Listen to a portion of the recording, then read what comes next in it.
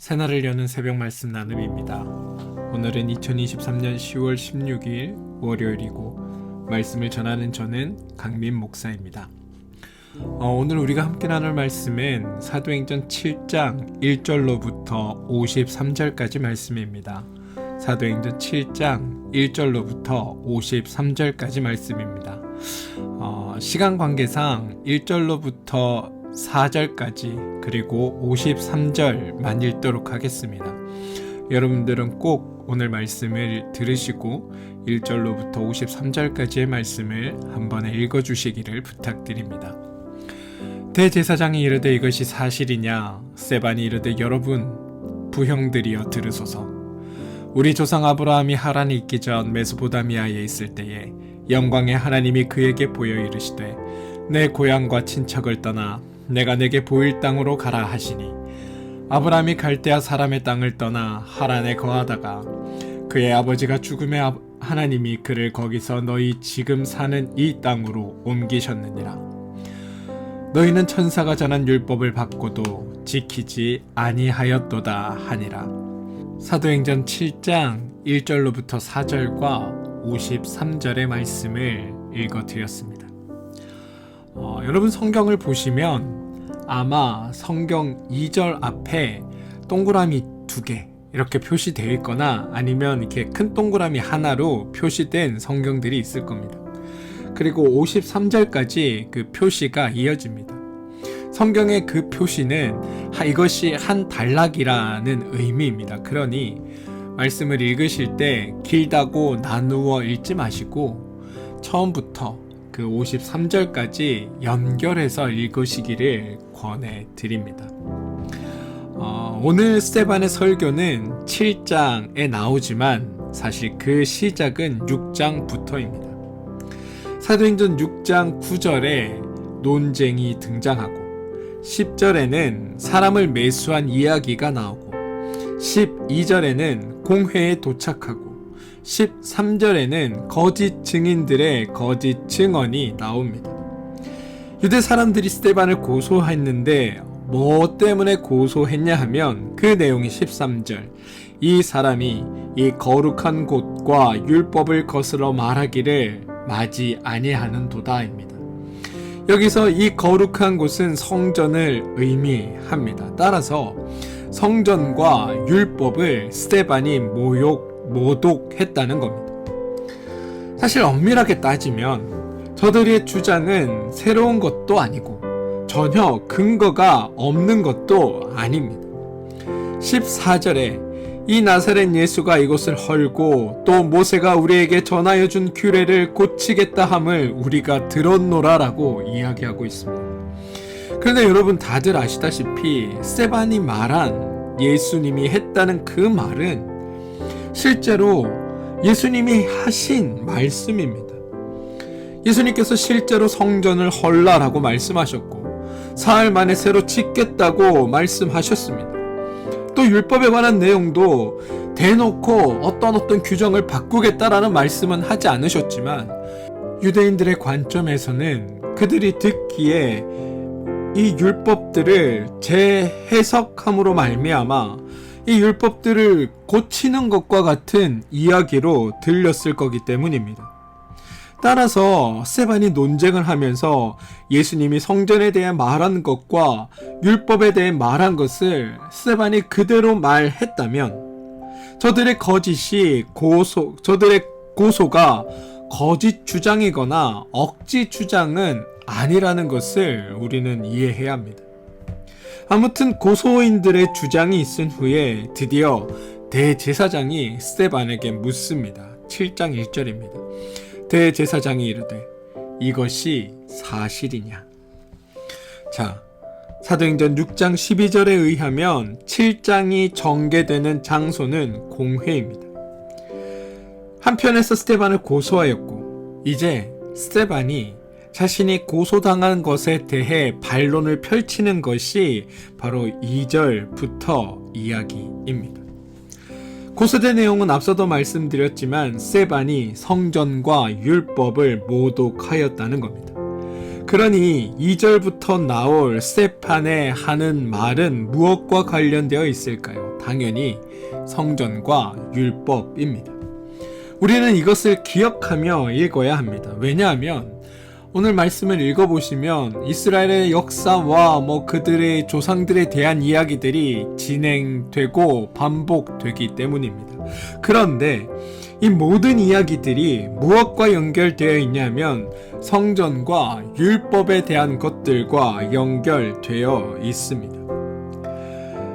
2절로부터 53절은 하나의 이야기, 다시 말해 스테반이 성전과 율법을 어떻게 생각하고 있는가를 보여주는 이야기라는 겁니다.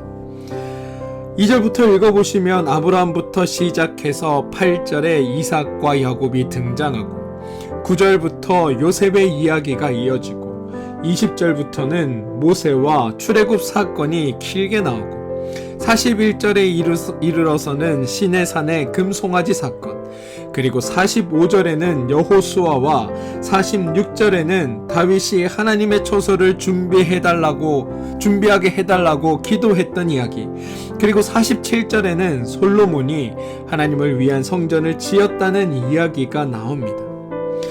그런데 이런 역사적인 인물들과 사건이 등장하지만 스테반은 그러한 역사적인 인물과 사건에 대해 논하고 있는 것이 아니라 그런 이야기들을 통해 성전과 율법을 모독했다라는 그 자신을 고소한 사건에 대해 반론을 펴고 있다는 것을 기억해야 한다는 것. 이게 우리가 말씀을 읽으며 주의하고 명심해야 할 사항입니다.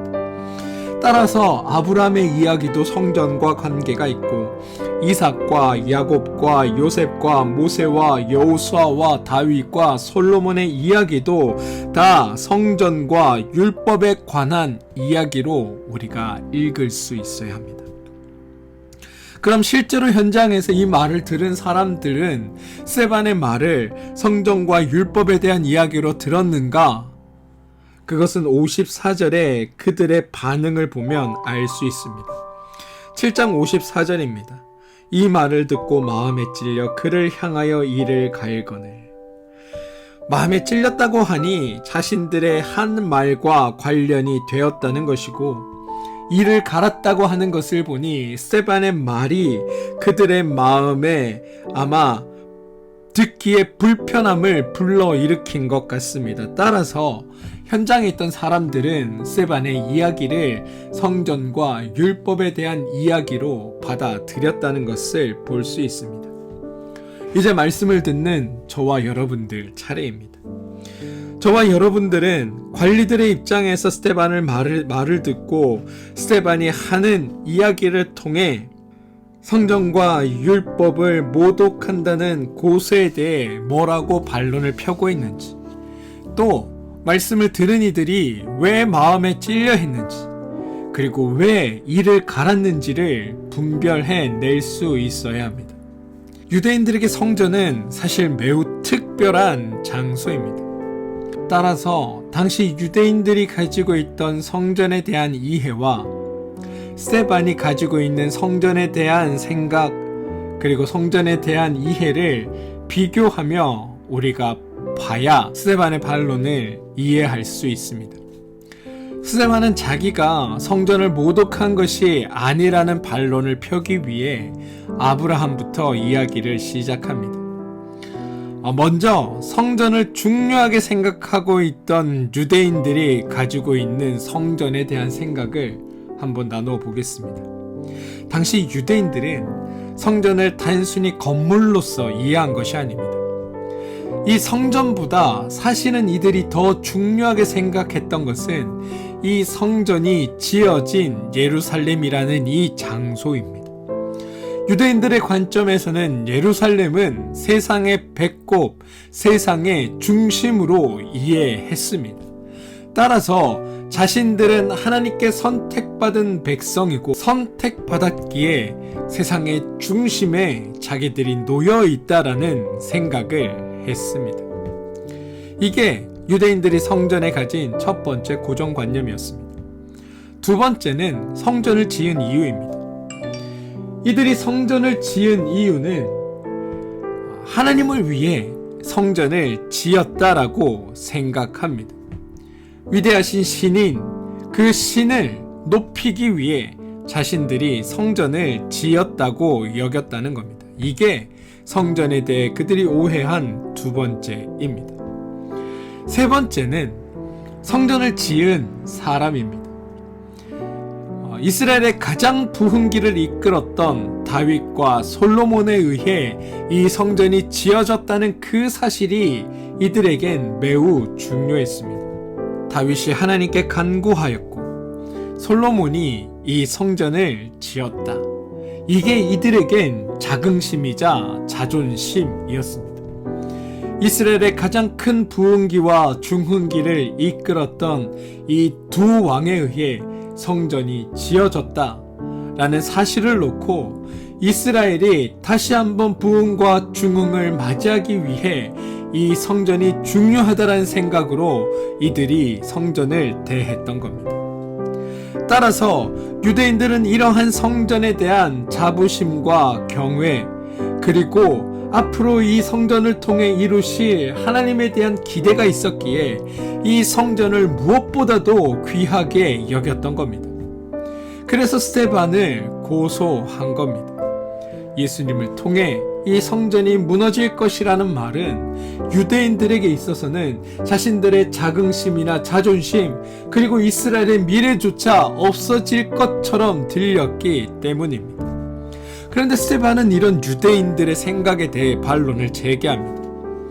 오늘과 내일을 통해 이 반론들을 살펴보고 율법에 대한 스데반에 대한 이야기를 살펴볼 텐데, 오늘은 그 첫 번째 스데반의 반론에 대해서만 보도록 하겠습니다. 첫 번째, 스데반의 연설에 가장 먼저 등장하는 인물은 아브라함입니다. 이 아브라함의 이야기에서 이삭과 야곱, 요셉, 모세, 그리고 출애굽의 이야기가 전개되는 동안 가장 많이 반복되는 단어가 있습니다. 그건 바로 땅이라는 단어입니다. 2절부터 보시면 우리 조상 아브라함이 하란에 있기 전 메소포타미아에 있을 때에 영광의 하나님이 그에게 보여 이르시되 내 고향과 친척을 떠나 내가 보일 땅으로 가라. 4절을 보시면 아브라함이 갈대아 사람의 땅을 떠나 하란에 거하다가 그의 아버지가 죽음에 하나님이 그를 거기서 지금 사는 이 땅으로 옮기셨느니라.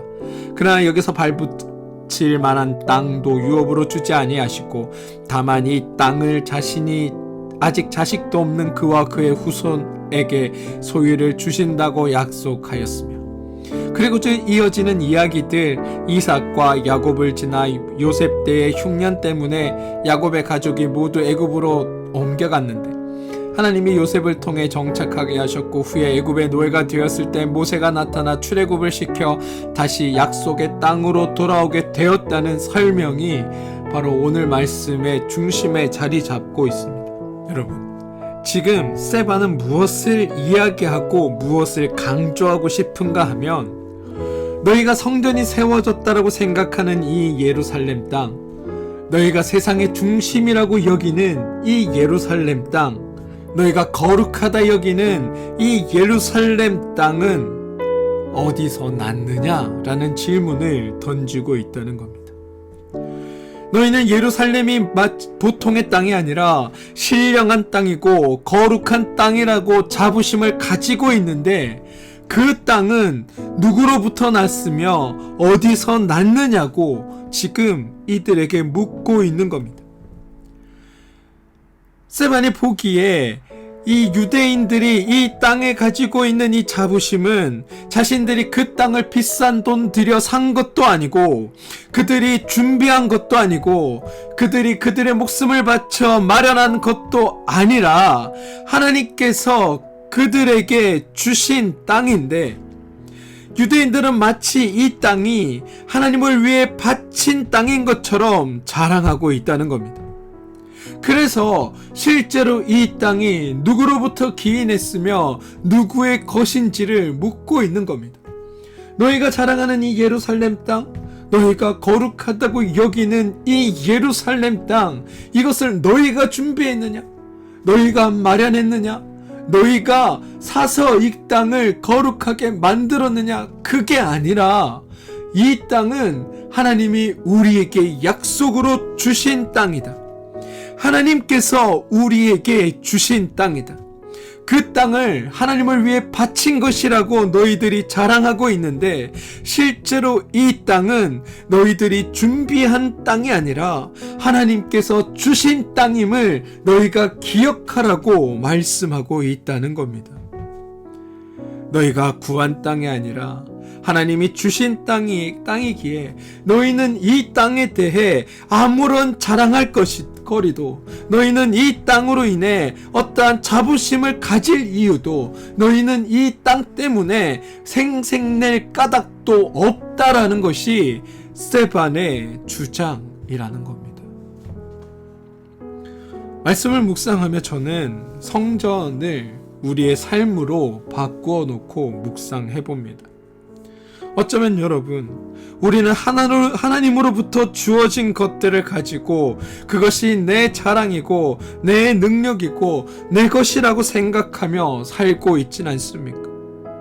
성전은 하나님이 주신 땅에 하나님의 은혜로 말미암아 지어진 것인데, 이게 스데반의 고백이며 스데반의 이야기인데, 그 고백에 따라 내 삶을 바꾸어 보면 내 삶 역시도 하나님의 행하심과 은혜로 말미암아 이루어져 가는 것인데, 우리는 마치 유대인들처럼 하나님이 주신 것을 가지고 내 능력으로, 내 실력으로, 내가 가지고 있는 무엇으로 세상을 살고 있다라고.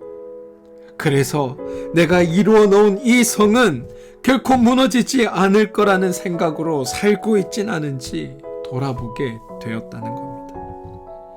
여러분은 어떠십니까? 전적으로 하나님의 은혜로 사시는 삶이십니까? 아니면 내 능력과 내 힘으로 살고 계십니까? 오늘 스데반은 그들의 자랑이 되었던 이 성전이 하나님으로부터 기인한 것임을 다시 떠올리게 합니다.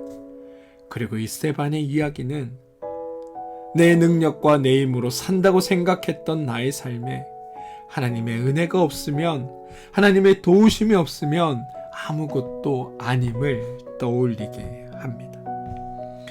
사랑하는 성도 여러분, 성도의 삶, 믿는 이들의 삶은 하나님의 도우심과 은혜로 만들어져 가는 삶입니다. 우리가 하나님 앞에 자랑할 것이 없는 까닭은, 내 것이 내 것이라고 말할 수 없는 까닭은 내 삶을 이루시는 분이 하나님이시기 때문입니다. 저는 여러분들이 그 사실을 깨닫게 되길 소망합니다. 그래서 온전히 주님 앞에 겸손히 나아가시고 하나님이 이루어 가실 일과 행하실 일에 감사하며 살아가는 여러분들 되시길 소망합니다. 그게 제가 성전을 묵상하며 제가 발견한 첫 번째 묵상거리였습니다. 오늘도 하나님은 우리의 삶을 찾아오시고 우리의 삶에 이끌어 가시며 우리와 함께 하십니다. 성전이 있는 까닭은, 성전의 의미는 내가 너희와 영원히 함께 하시겠다는 하나님의 약속임을 우리는 잊어서는 안 됩니다. 나의 삶은 하나님의 은혜로 말미암아 이루어져 가는 삶이고, 나의 삶에 동행하시는 하나님은 오늘도 나와 함께 하신다는 그 사실이 이 땅을 살아가는 우리에게 힘이 되고 의미가 되길 소망합니다. 바라기는 유대인들처럼 자신이 이루어 놓은 것도 아니고 자신이 행한 것도 아닌 것으로 주님 앞에 자신을 드러내기보다 겸손히 하나님의 하실 일들을 기대하며 주님과 동행하는 삶, 내 삶에 하나님이 계심으로 말미암아 기쁘고 감사한 삶이 오늘 여러분의 삶으로 이 땅 가운데 드러나게 되길 주님의 이름으로 축원드립니다. 함께 기도하겠습니다. 하나님을 믿는다고 하면서도 우리는 하나님의 셈법에 따라 살지 못하고 사단이나 악마가 우리에게 속삭이는 그 셈법에 따라 사는 때가 참 많음을 고백합니다. 이제부터는 정말 조금씩이라도 하나님의 셈법을 따르는 새 사람들이 되게 하여 주시옵소서. 모든 것을 하나님께 맡기고 다만 하나님의 선하신 인도하심이 내 삶을 인도하심을 의지하게 되고 그것이 내 삶을 이끄는 원동력임을 깨닫게 하시고 그 사실에 기대어 사는 우리들이 되게 하여 주시옵소서. 우리 스스로 쌓았다고 여긴 것들이 다 하나님의 도우심이며 하나님의 인도하심임을 고백하는 하루가 되게 하시고 내 삶에 주님의 뜻을 이루어내는 일들이 오늘 우리 가운데 있게 하여 주시옵소서. 예수님의 이름으로 기도합니다. 아멘.